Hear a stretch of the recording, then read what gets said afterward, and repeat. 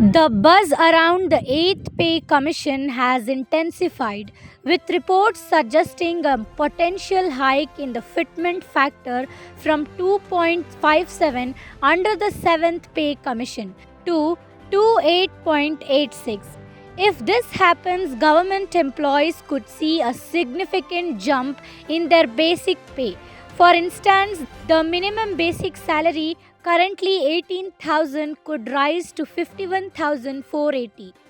While pay commissions are typically constituted every 10 years, the Finance Ministry recently clarified that there's no proposal for the 8th Pay Commission at this time.